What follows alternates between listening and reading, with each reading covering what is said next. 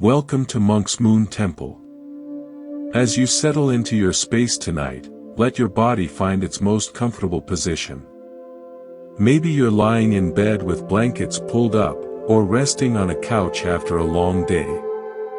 Wherever you are, take a moment to acknowledge that you've arrived. The doing of the day is complete. There's nowhere else to be, nothing else to accomplish. What we're going to explore together has helped countless people find their way back to themselves. It's an ancient body of wisdom, but it's not about ancient things. It's about the most present thing there is, your own mind, your own experience, right here, right now. Buddhism, at its core, is not a collection of beliefs to adopt. It's a series of invitations. Invitations to look inward, to investigate, to question, and to discover for yourself what brings genuine peace and what creates unnecessary suffering. The man who started this investigation, the Buddha, wasn't trying to start a religion. He was a person, just like you, who noticed something profound about the human condition. He noticed that we spend our lives chasing things we think will make us happy, and running from things we think will make us unhappy. And yet, no matter how successful the chase, that deep sense of satisfaction always seems to remain just out of reach.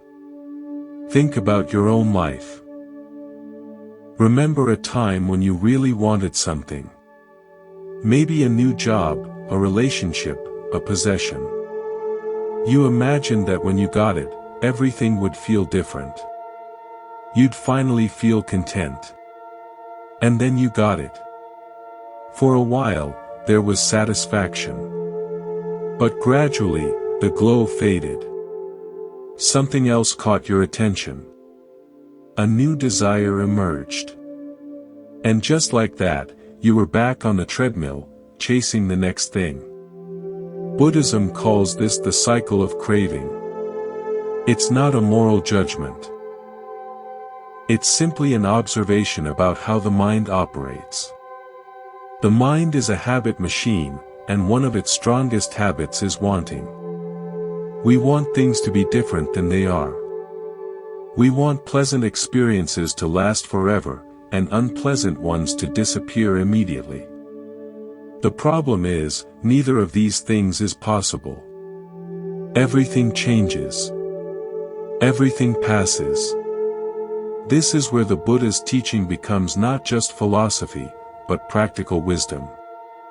He didn't just point out the problem. He pointed to a way out. And the way out doesn't involve getting everything you want. It involves understanding the nature of wanting itself. The problem isn't that you haven't gotten what you're chasing. The problem is the chasing itself. If this way of understanding your own mind resonates with you, consider subscribing to Monk's Moon Temple. By subscribing, you're making a quiet commitment to yourself, a commitment to showing up for these explorations. Each week, we gather here to investigate these ancient teachings and apply them to our modern lives. Just tap the button below. It's a small gesture that supports a much larger journey. Now, let's talk about the nature of this thing we call self. Most of us operate under the assumption that there's a solid, unchanging me inside. This me has a personality, a history, preferences, fears, and dreams. But what if I told you that this me is not as solid as it seems?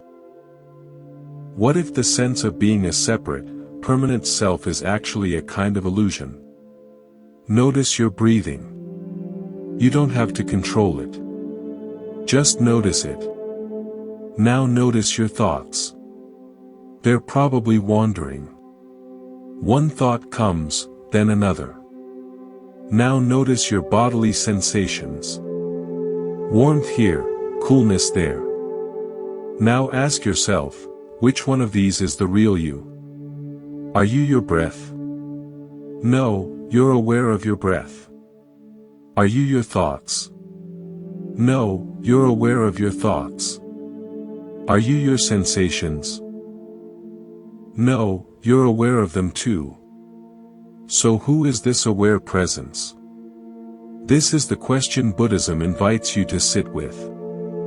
The you that you normally identify with is actually just a collection of ever-changing phenomena. Thoughts come and go. Feelings come and go. The body itself constantly changes. What remains is the awareness in which all of this appears and disappears. This awareness is like space. A room contains furniture, people, sounds. But the room itself is not any of those things. It's the space that makes their existence possible. In the same way, your true nature is not any thought, feeling, or sensation. It's the aware space in which all of these arise. This is why Buddhism talks about no self. It doesn't mean you don't exist. It means you don't exist as a fixed, separate entity. You exist as a process, a flow, a constant unfolding. When you really see this, something shifts. The constant need to protect me and mine starts to loosen. The endless striving to make me better starts to feel less urgent. You begin to rest in the awareness itself. This is the beginning of genuine freedom. Not freedom from the world, but freedom within it. Not freedom from thoughts and feelings, but freedom from being controlled by them. You can watch the movie of your life with full engagement, but without forgetting that you are also the screen on which it's all appearing. For now, just let yourself rest in this awareness. Let it settle, like sediment drifting to the bottom of a still pond. The clearest water is always below the surface. Let's continue our exploration together. Now that we've touched on the nature of awareness itself, let's look at something more personal, more immediate. Let's look at your thoughts. Most people believe they are their thoughts. When a thought arises saying, "I'm not good enough," they feel a wave of inadequacy. When a thought arises saying, "They shouldn't have done that," they feel a surge of anger. The thought and the emotion seem fused together, inseparable. But Buddhism invites you to look closer. Is the thought actually you? Or is it just something passing through you? Imagine you're sitting by a window, watching cars drive by on the street below. A red car passes. You don't jump up and run after it. You don't claim it as yours. You just watch it appear and disappear. Thoughts are exactly like those cars. They arise in the space of awareness, linger for a moment, and then they're gone. The problem is, we jump into the car. We grab the steering wheel. We go for a ride. And then we wonder why we're exhausted. A young woman came to see me once, overwhelmed by self-criticism. Every mistake, no matter how small, triggered an internal lecture about her inadequacy. She tried positive affirmations, therapy, everything. Nothing silenced the inner critic. I asked her a simple question. Who is it that's doing the criticizing? She said, I am. I said, then there must be two of you. One who criticizes, and one who receives the criticism. Which one is really you? She sat silently for a moment. Then her eyes widened slightly. She saw it. The critic wasn't some separate, authoritative voice. It was just another thought stream, no more real than any other. The whole internal drama was a production of her own mind, and she'd been playing all the parts. This is the psychological insight at the heart of Buddhist practice.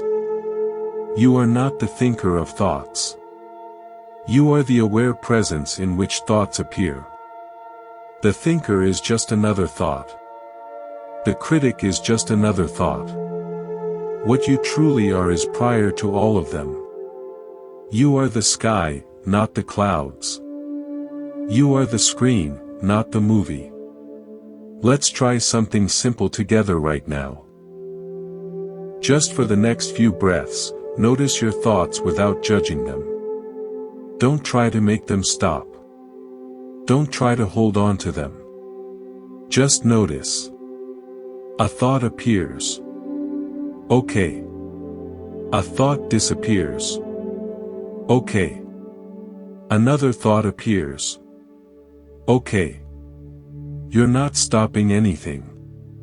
You're not achieving anything. You're simply observing the natural flow of your own mind. What you might notice is that thoughts, when left alone, don't last very long. They arise, they hang around for a bit, and then they fade, replaced by the next one. The only thing that gives a thought power is your engagement with it. When you grab a thought and start adding to it, creating stories, building cases, rehearsing conversations, that's when a simple mental event turns into a whole drama. A man once told me about a comment his boss made 3 years ago. It was a passing remark, probably forgotten by the boss within minutes. But this man had replayed it thousands of times. He'd analyzed it from every angle, imagined all the hidden meanings, built elaborate theories about what it revealed. 3 years of suffering, built on 3 seconds of speech. The rest was all thought. All mental replay. I asked him, if you could go back to that moment and simply observe the comment without grabbing it, just watch it pass like a car through the night, what might be different today? He was quiet. Then he said, I would have seen that it wasn't about me. I would have let it go. But he hadn't. He'd grabbed the thought and made it his constant companion. This is not to minimize his feelings. The hurt was real. But the cause of the ongoing suffering wasn't the original comment. The cause was the constant thinking about it. Buddhism calls this attachment. Not just attachment to things, but attachment to stories, to grievances, to views of how things should be. We hold on, believing that holding on gives us power. But holding on is exactly what keeps us trapped. The practice is not to never have thoughts. That's impossible. The practice is to stop believing that every thought is true. Thoughts are just suggestions. Your mind offers them up constantly. Most of them are not accurate reflections of reality. They're just mental habits, old tapes playing on repeat. You don't have to believe them. You don't have to act on them. You can simply notice them and let them pass. Think of your mind as a vast, open sky. Thoughts are like weather systems moving through. Some days are sunny. Some days are stormy. But the sky itself is never damaged by the weather. The sky remains clear, open, untouched. When a storm comes, the sky doesn't panic. It doesn't try to push the clouds away. It just holds them, allows them, and eventually, they pass. You are that sky. You've always been that sky. You've just forgotten because you've been so busy identifying with every cloud. A teacher once asked a student, what happens to a wave when it realizes it's the ocean? The student thought for a moment. It stops being afraid of crashing on the shore. The teacher smiled. Exactly. And what happens to a thought when it realizes it's just a passing expression of awareness? The student said, it stops having power over us. The teacher nodded. And that is freedom. As you drift towards sleep tonight, see if you can practice this. When thoughts arise, just notice them. Don't chase them. Don't fight them. Let them be there, like clouds in your vast inner sky. And rest as the sky, not as the clouds. Rest as the awareness that has been watching everything, untouched, undisturbed, perfectly at peace. Now let's turn our attention to something that causes tremendous suffering in human life, the gap between how things are and how we think they should be. This gap is where most of our stress, anxiety, and disappointment live. Buddhism has a name for this. It's called resistance. Resistance is the mind's refusal to accept what's already happening. You're lying in bed, but your mind is at the office, fixing yesterday's problems or planning tomorrow's meetings. Resistance. You're feeling a little anxious, and your mind immediately starts fighting the anxiety, trying to make it go away. Resistance. Someone says something you don't like, and your mind spends hours constructing the perfect comeback. Resistance. A businessman once described his life to me as a constant state of war. He was at war with his competitors, at war with his employees, at war with traffic, at war with his own body when it got tired or sick. He was exhausted, and he couldn't understand why. I asked him, what would happen if you declared a ceasefire? Just for one day, what would happen if you stopped fighting everything? He looked at me like I'd suggested something dangerous.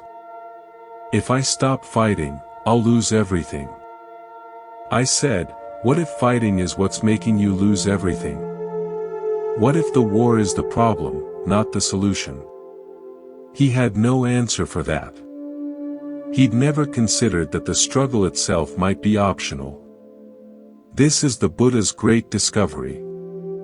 Suffering is not the same as pain. Pain is inevitable. Bodies get sick. Loved ones leave. Plans fail. That's pain. Suffering is what happens when we add resistance to pain. Suffering is pain multiplied by our refusal to accept it. The Buddha said, the dart of pain flies. The second dart of resistance is optional. Let's try a small experiment right now. Notice any sensation in your body that's slightly uncomfortable. Maybe a little tension in your shoulders, a slight coolness in your feet, a vague restlessness. Just notice it. Now notice if your mind is trying to push it away, to change it, to escape it. That pushing is resistance. Now, just for a moment, try something different. Let the sensation be there. Don't try to change it. Don't try to make it go away. Just let it exist in the space of your awareness. What you might notice is that when you stop resisting, the sensation doesn't get worse. In fact, it often softens. It becomes just another experience, no longer a problem to be solved. This is the power of acceptance. Not resignation. Not giving up. Just allowing what's already here to be here. A mother once came to see me about her teenage son. He was struggling, making poor choices, pushing her away. She was consumed with worry, constantly trying to fix him, control him, save him. The more she tried, the more he rebelled. She was exhausted, and their relationship was deteriorating. I said to her, what if, just for today, you accepted that your son is on his own journey? What if you stopped trying to fix him and just loved him exactly where he is? She said, but if I accept his bad behavior, I'm condoning it. I said, acceptance is not approval. Acceptance is recognizing reality. He is making these choices right now. Fighting that reality doesn't change it. It only destroys your peace and your connection with him. She left uncertain, but willing to try. Months later, she called me. She said something remarkable had happened. When she stopped fighting, when she stopped trying to control, something shifted. Her son felt the difference. He felt less attacked, less judged. Slowly, he started opening up to her. He started asking for her advice instead of resisting it. The situation didn't transform overnight. But the war ended. And in the peace that followed, real change became possible. This is the paradox that Buddhism reveals. Acceptance is not weakness. It's the highest form of strength. It takes tremendous courage to stop fighting, to stop struggling, to let things be as they are. But in that letting be, something opens up. Energy that was wasted on resistance becomes available for wiser action. Clarity replaces confusion. Peace replaces agitation. Think of a river flowing toward the sea. When it encounters a rock, it doesn't fight the rock. It doesn't try to destroy the rock. It simply flows around it, accepting the rock's presence, and continues on its way. The rock is still there. But the river is not stopped.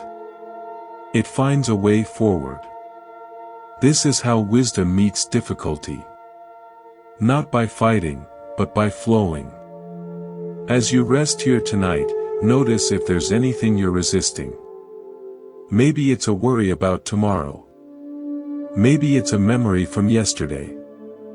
Maybe it's a sensation in your body. Just notice the resistance. And then gently, softly, see if you can let it go. Not by force, but by relaxation. Like opening a hand that's been clenched too tight. Let the resistance dissolve. Let things be exactly as they are. In this letting be, you may discover a peace that was always there, hidden beneath the struggle. Let's explore something that shapes your entire experience of life, often without your awareness.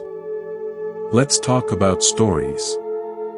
Not the stories you read in books, but the stories you tell yourself constantly, every single day, about who you are, about other people, about what's happening to you. You wake up in the morning, and immediately the storytelling begins.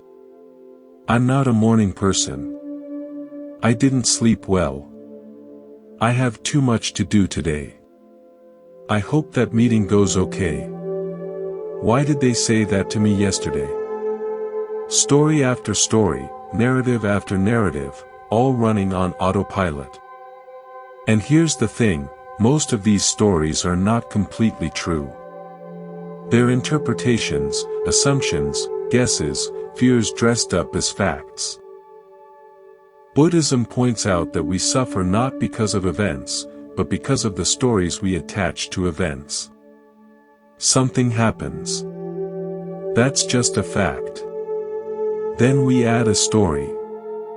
This shouldn't be happening. This means something bad about me. This will ruin everything. That's where the suffering comes from.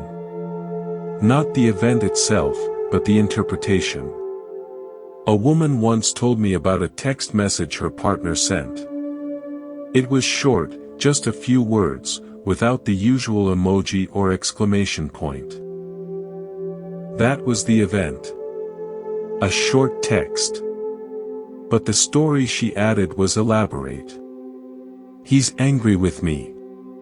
He's losing interest. Our relationship is in trouble. I must have done something wrong. She spent the whole day in anxiety, replaying every recent interaction, searching for evidence of what she'd done. When her partner came home that evening, he was perfectly fine. He'd just been busy at work and sent a quick text.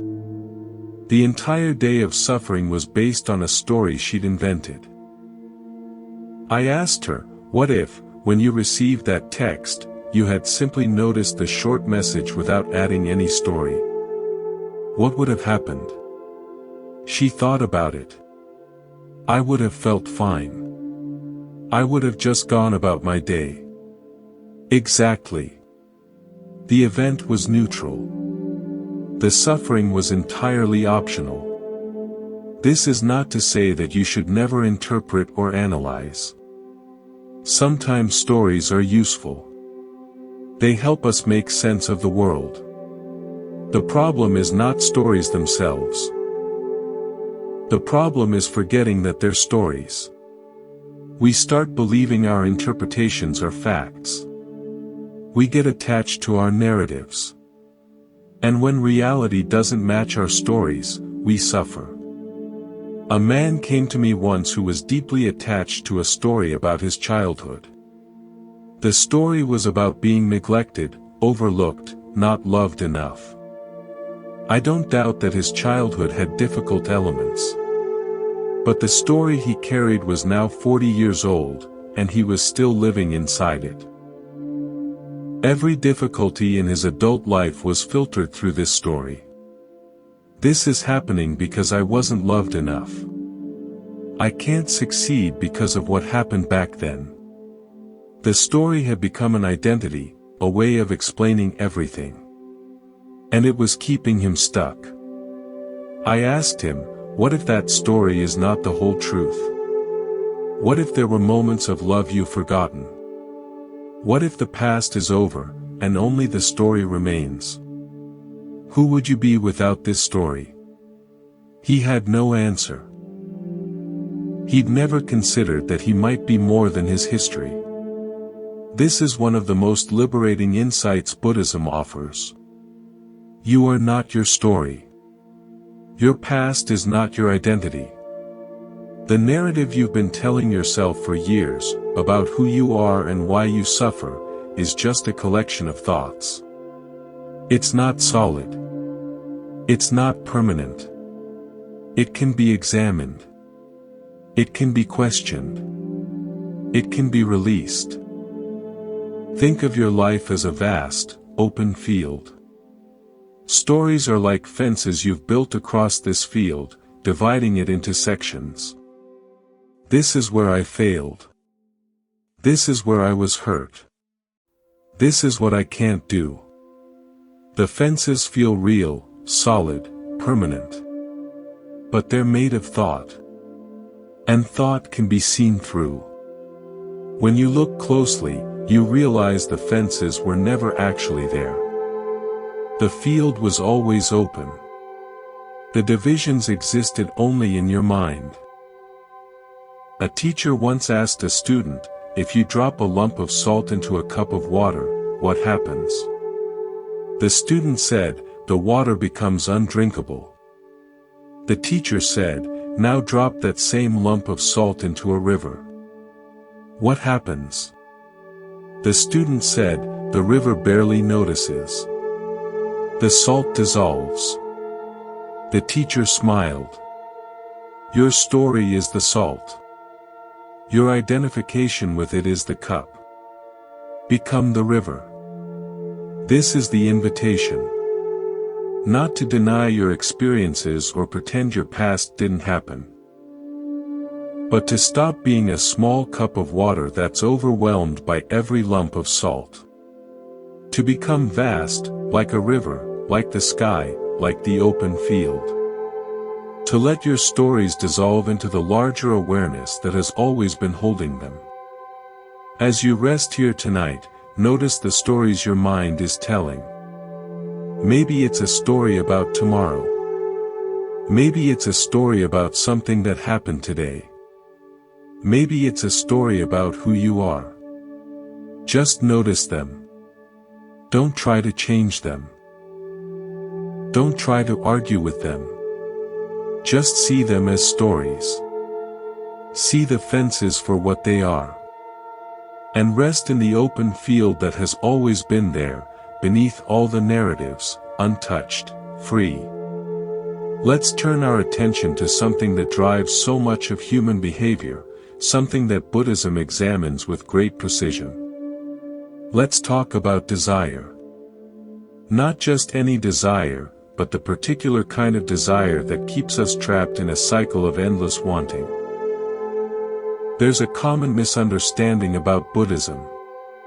Many people think it says desire is bad, that you should want nothing, that you should become numb and indifferent. This is not accurate. The Buddha distinguished between two very different kinds of desire. There's the desire that comes from a place of lack, the desperate grasping for something outside yourself to complete you. And there's the desire that comes from fullness, the natural expression of a whole and healthy being.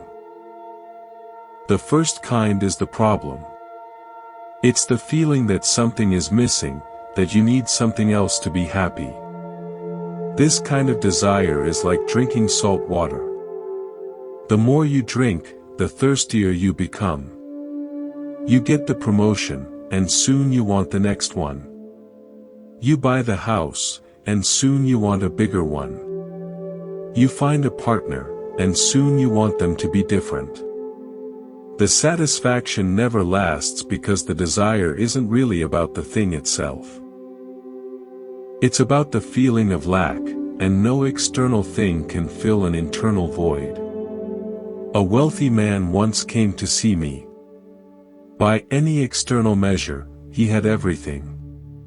Money, status, a beautiful family, respect in his community. But he was deeply unhappy. He said, "I don't understand. I've gotten everything I ever wanted. Why do I still feel empty?" I asked him, "What did you want before you had all this?" He said, "I wanted to be successful so I could feel worthy." I said, "And now that you're successful, do you feel worthy?" He was quiet. Then he said, "No. I just found new reasons to feel unworthy." This is the nature of grasping desire. It promises satisfaction but delivers only a temporary distraction from the underlying feeling of lack. The goalposts keep moving. The finish line keeps receding. You spend your whole life running, and you never arrive. A young woman shared a different kind of story with me. She'd spent years pursuing a career as a musician.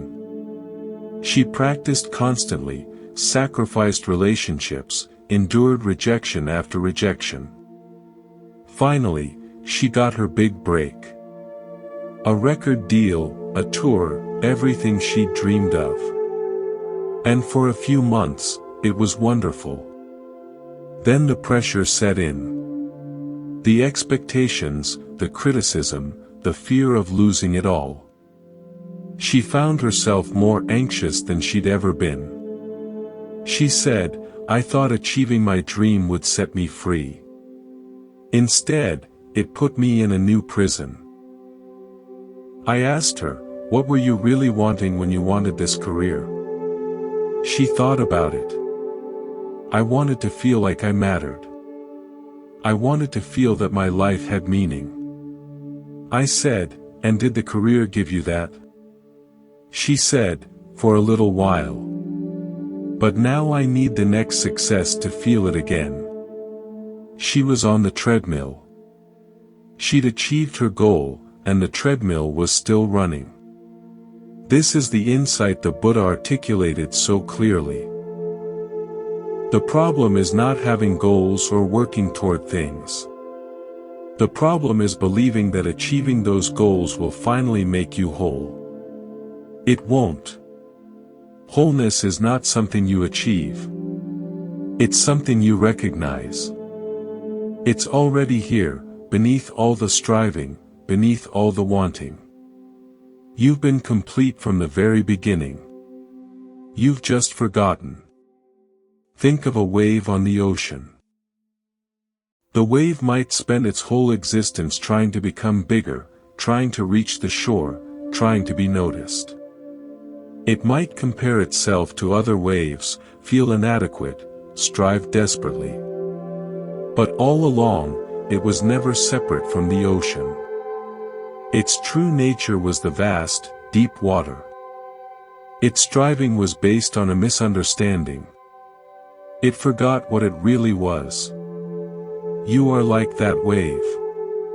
Your striving, your grasping, your endless wanting, all of it is based on forgetting your true nature.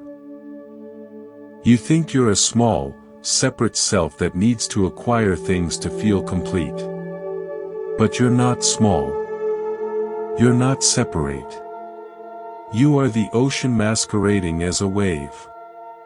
The wholeness you're seeking was never absent. It was just hidden beneath the activity of seeking itself. A teacher once asked a student, if a fish is swimming in the ocean, what does it need to do to find water? The student laughed. Nothing. It's already in water. It just needs to realize it. The teacher said, and you? As you rest here tonight, notice the quality of your wanting. Is there a sense of grasping, of needing something to be different? Can you feel it in your body, that slight tension, that reaching? Just notice it. Don't judge it. Don't try to make it go away. And then gently ask yourself, what am I really wanting? Is it possible that what I'm seeking is already here? Is it possible that the feeling of lack is just a thought, not a reality? Let yourself rest in the question. Don't look for an answer. Just let the question hang there, open, spacious. And in that openness, you might catch a glimpse of something. Not an answer, but a presence. A fullness that was always there, hidden beneath the noise of wanting. Rest in that presence. Let it hold you. Let it reveal itself as your true home. Let's explore something that affects every relationship you have, every interaction, every moment of connection or conflict with another person. Let's talk about expectations. Expectations are like invisible contracts you write in your mind, contracts that the other person never signed. You expect your partner to know what you need without asking. You expect your friend to call back immediately. You expect your colleague to appreciate your hard work.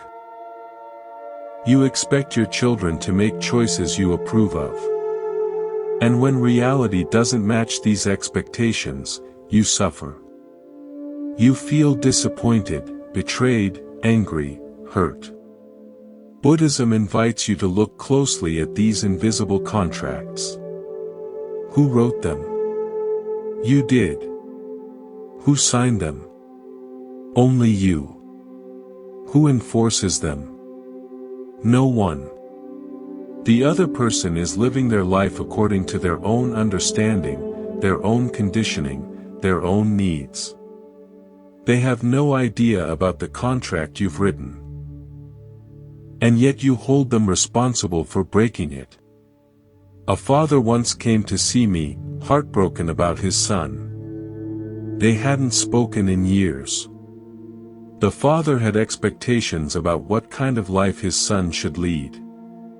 The right career, the right partner, the right values. The son had chosen a different path. The father saw this as rejection, as failure, as disrespect. I asked him, when your son was born, what did you want for him? He said, I wanted him to be happy. I said, is he happy? He was quiet. Then he said, yes, I think so. But not in the way I wanted. I said, so your son is happy, and you're miserable because his happiness doesn't look like your happiness. Who's suffering here? And who's causing it? He saw it immediately.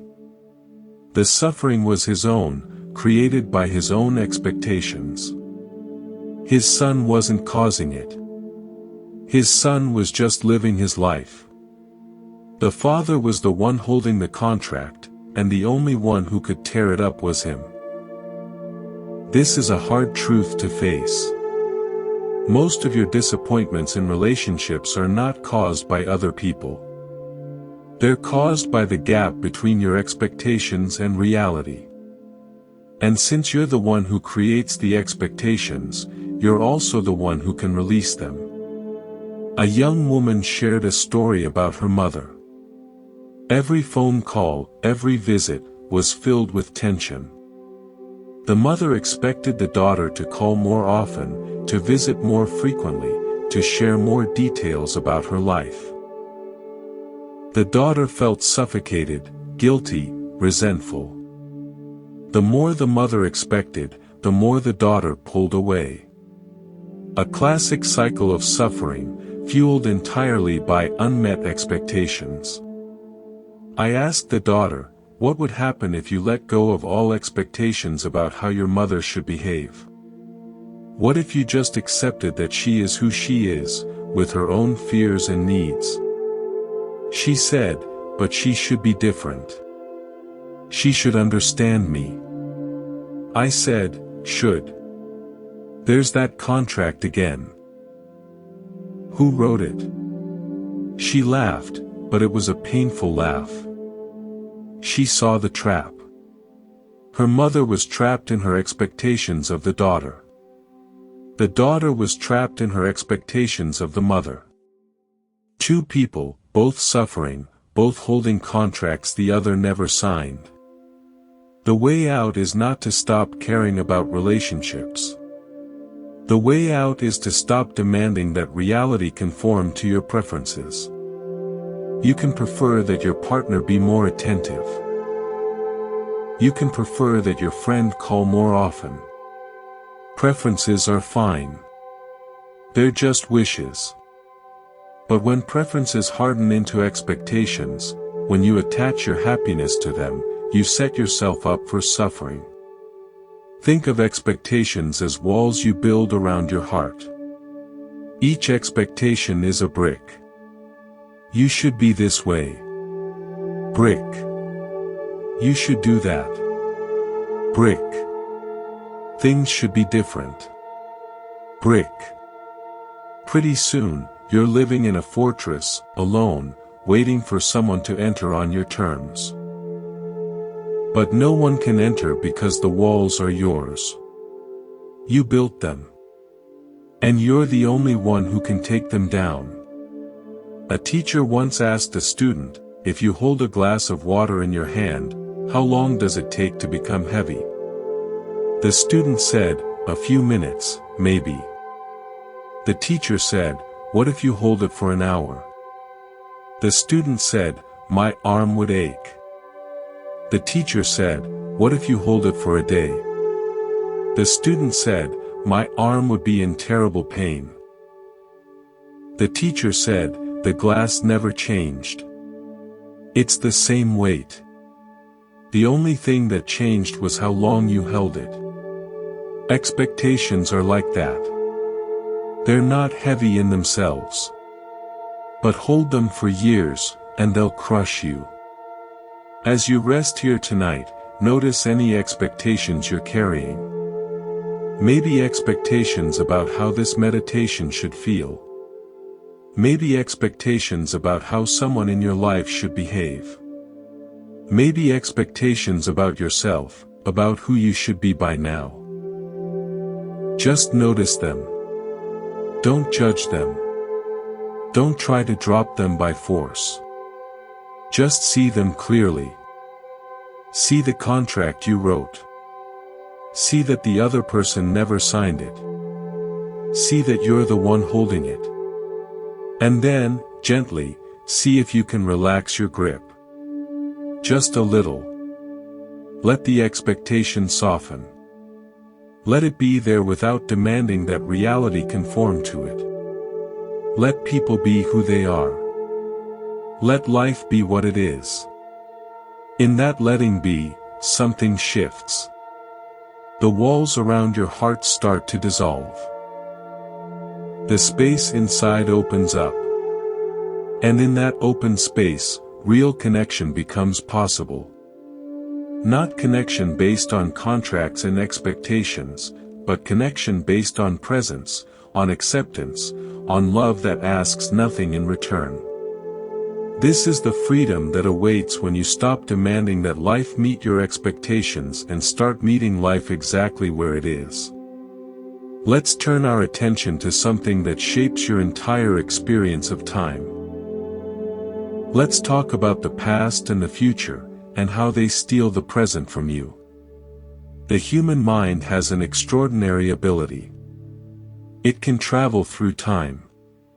It can go back to something that happened years ago and relive it, complete with emotions, as if it were happening now. It can leap forward to something that hasn't happened yet and imagine it, complete with anxiety, as if it were real. This ability is useful for planning and learning. But when it runs on autopilot, it becomes a source of endless suffering. Most people spend very little time actually living in the present moment.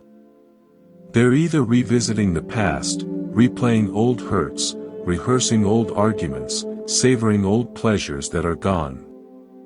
Or they're visiting the future, worrying about what might happen, planning for every contingency, imagining disaster scenarios. The present moment, the only moment that's actually real, the only moment you ever truly experience, gets squeezed out between past and future.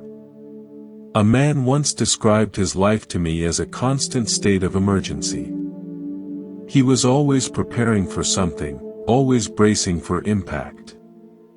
I asked him, when was the last time you felt truly at peace, even for a moment? He thought about it. I don't know. Maybe when I was a child. I said, what if peace is not something you had as a child, but something that's available right now, and you're just too busy preparing for disaster to notice? He didn't understand what I meant. So I asked him, right now, at this very moment, is there an emergency? He looked around. No.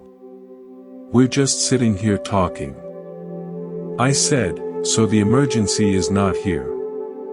Where is it? He said, it's in my mind. It's always coming.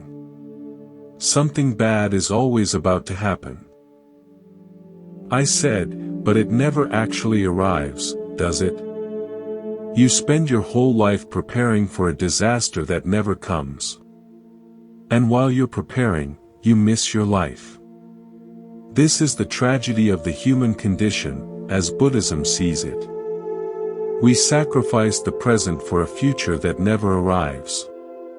The future is always just ahead, always about to become the present. But when it gets here, we're already in the next future, preparing for the next thing. We never actually live. We're always getting ready to live. A woman shared a different experience with me. She was haunted by the past.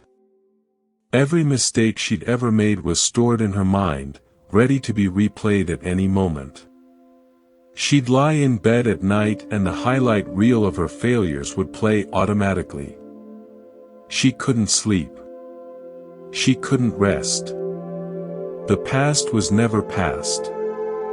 It was alive in her, causing fresh pain every day. I asked her, if you could go back and change any of those things, would you? She said, of course. In a heartbeat. I said, but you can't. The past is gone. It exists only as memory. And right now, memory is causing you real pain. So who's causing the pain? The events, which are over, or you, by replaying them. She saw my point. But seeing it and being free from it are different things. I suggested a simple practice. When a memory from the past arises, notice it. Notice that it's just a mental image, just a thought. It has no power except the power you give it by engaging with it. Then gently bring your attention back to the present moment. To your breath. To the sensation of your body. To the sounds around you. The past will keep knocking. That's what it does. But you don't have to keep answering the door. Think of your mind as a house with a front door. The past is always knocking. The future is always knocking. You've spent your whole life running to answer every knock, every time. No wonder you're exhausted. What would happen if you just let them knock? What if you sat quietly in your living room, letting the knocking continue, but not getting up to answer? Eventually, the knocking might fade. Or it might continue. But either way, you'd be at peace in your own home. A teacher once asked a student, if you're driving a car and you spend the whole time looking in the rearview mirror, what happens? The student said, you'll crash. The teacher said, and if you spend the whole time looking at the road ahead, imagining every curve before you get there, what happens? The student said, you'll miss the scenery. You won't enjoy the drive. The teacher said, so where should you look? The student said, at the road right in front of you. Right now. The teacher nodded. That's the only place you can actually drive. As you rest here tonight, notice where your mind is. Is it in the past, replaying something? Is it in the future, preparing for something? Just notice. Don't judge. And then gently, kindly, bring it back. Back to the breath. Back to the body. Back to this moment. This moment is the only place life actually happens. The past is memory. The future is imagination. This moment is real. Feel the weight of your body on the bed. Feel the rhythm of your breath. Hear the sounds around you, near and far. This is it. This is your life, right now. Not yesterday. Not tomorrow. Now. And in this now, there is peace. Not the peace of a problem-free existence, but the peace of being fully present with whatever is here. Rest in that peace. Let it hold you. Let it carry you into sleep, into the only moment there ever is. Let's explore something that touches every aspect of your life, something that determines whether you move through the world with ease or with struggle. Let's talk about control, and more specifically, about the illusion of control. Most of us operate under the assumption that we're in charge. We make plans, we set goals, we try to manage outcomes. And when things don't go according to plan, we feel frustrated, angry, defeated. We think we failed. But Buddhism offers a different perspective. What if the problem isn't that things went wrong, but that you believed you could control them in the first place? The truth is, you have very little control over your life. You can't control the weather. You can't control other people. You can't control your body's aging. You can't control the economy, the traffic, the millions of variables that shape your. You can influence some things. You can make choices. But control? Real control is largely an illusion. A man came to see me after his business failed. He was devastated. He'd worked for years, done everything right, made smart decisions. And still, the business collapsed. A market shift, a key employee leaving, a chain of events he couldn't have predicted. He said, "I did everything I could. I don't understand why this happened." I said, "You did everything you could. And still, forces beyond your control shaped the outcome. That's not failure. That's life. He looked at me like I'd said something outrageous. So I'm just supposed to accept that I have no control? I said, not no control. Limited control. You controlled your effort, your decisions, your response. You didn't control the market, the economy, the actions of others. You never did. You just thought you did. He was quiet for a long time. Then he said, "That's terrifying." I said, "It's only terrifying if you need to be in control. If you can accept your actual place in the scheme of things, it's actually liberating." This is the paradox at the heart of Buddhist wisdom. The more you try to control, the more you suffer. The more you accept your lack of control, the more peaceful you become. Not because you become passive or stop trying, but because you stop fighting reality. You stop demanding that life conform to your plans. You work with what is, not against what is. A young mother shared a story with me about her child's illness. Her daughter had a chronic condition that required constant management. The mother was exhausted, anxious, always on alert. She said, "I feel like I'm holding everything together with my own hands. If I relax for one moment, everything will fall apart." I asked her, "What if you're not holding everything together? What if you're just doing your part, and the rest is being held by forces much larger than you? What if you could trust life a little more?" She started to cry. Not from sadness, but from relief. The idea that she didn't have to control everything, that she couldn't control everything, was actually freeing. She could do her best, and then let go. She could tend to her daughter with love and skill, and trust that the rest was not up to her. This didn't change the situation. It changed her relationship to it.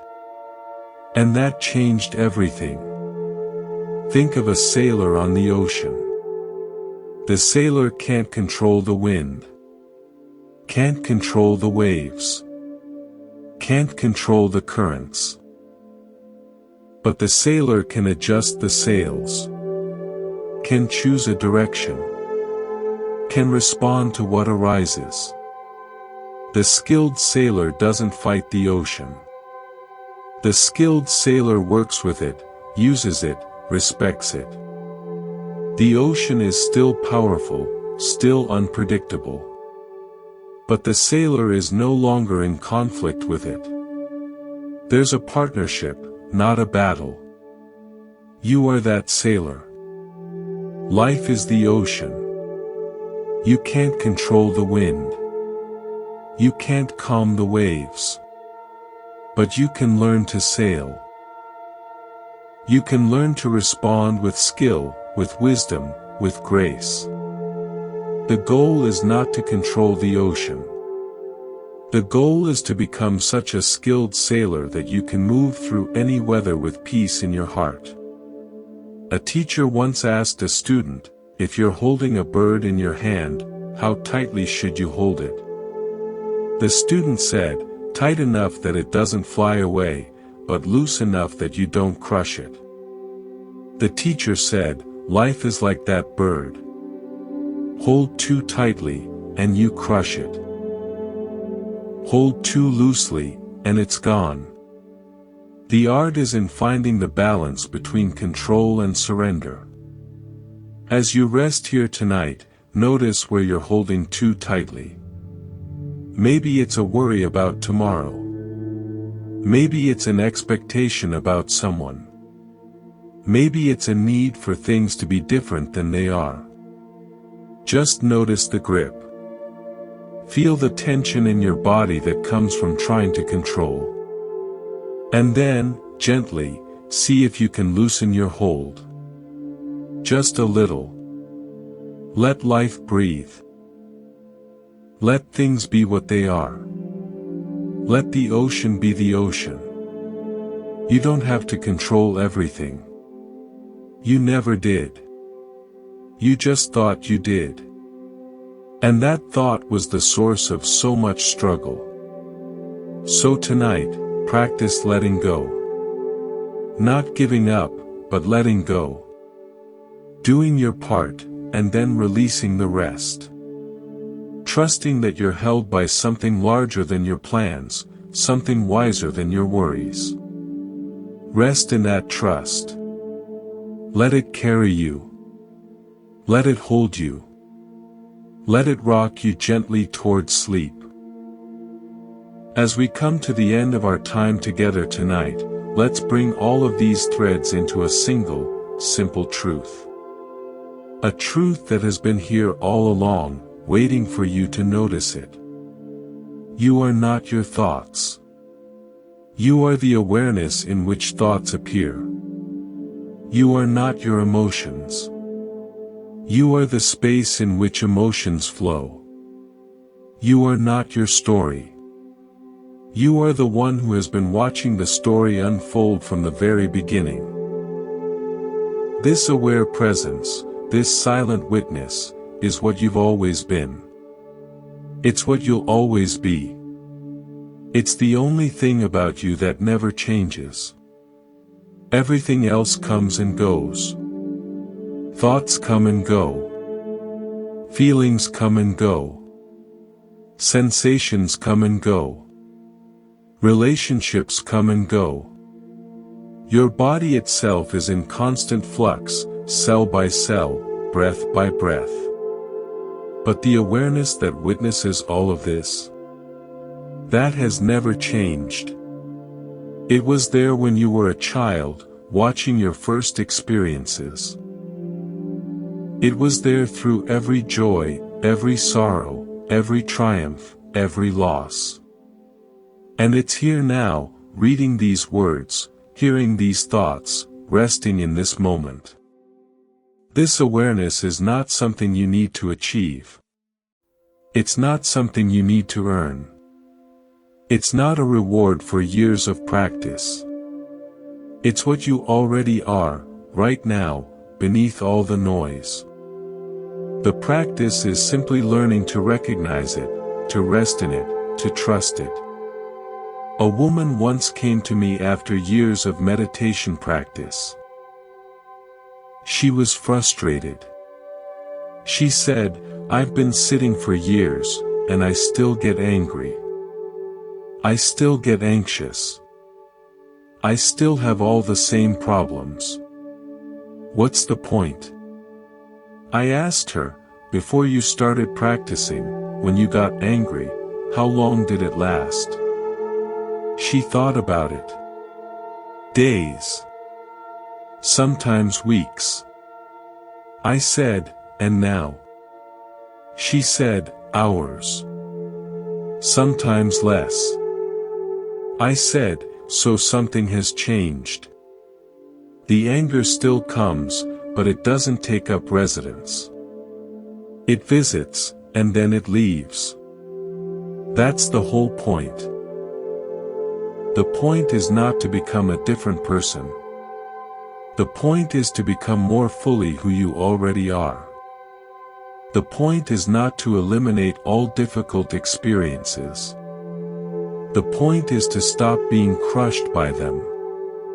The point is not to live in a perpetual state of bliss.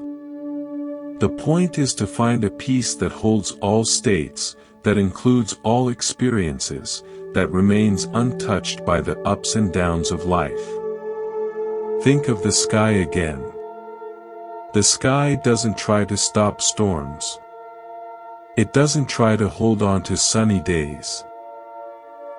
It simply allows everything to move through its vast, open space. Clouds come. Clouds go. Rain falls. Wind blows.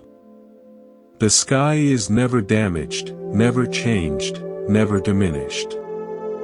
It remains what it has always been, open, empty, vast, free. You are that sky. The storms of emotion will come. They always do. The clouds of thought will pass through. That's their nature. But you don't have to be the storm. You don't have to be the cloud.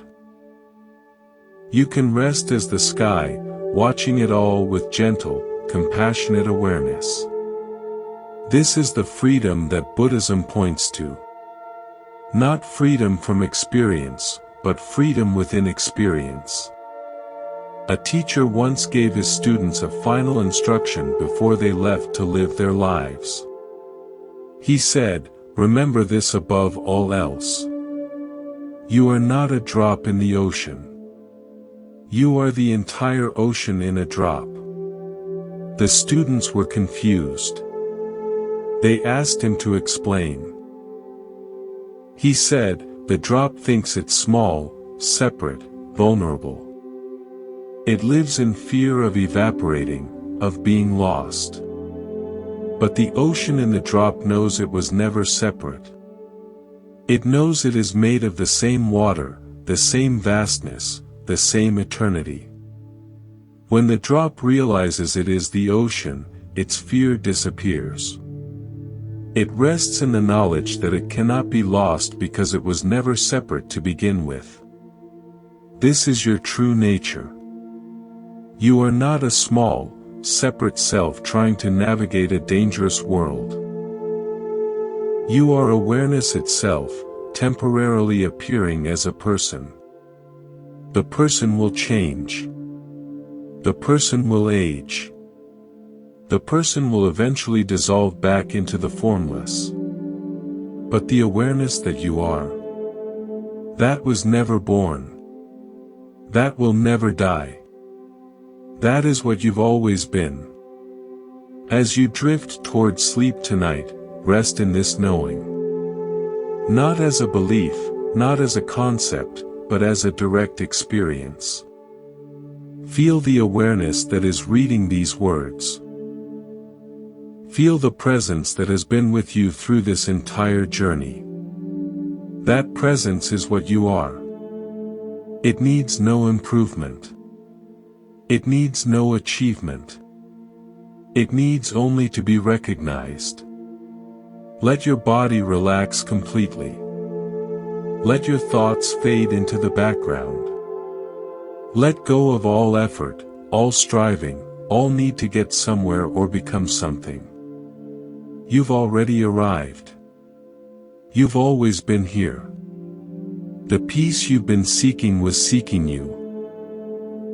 It was waiting for you to stop running long enough to notice. Rest now in this peace. Rest in the awareness that has been watching everything, untouched, undisturbed, perfectly at peace. Let sleep come gently, naturally, like a wave returning to the ocean. You are safe. You are home. You are what you've always been. Good night, and thank you for being here at Monk's Moon Temple. May the peace we've touched tonight remain with you, not as a memory, but as a living presence, guiding you through all your days and holding you through all your nights.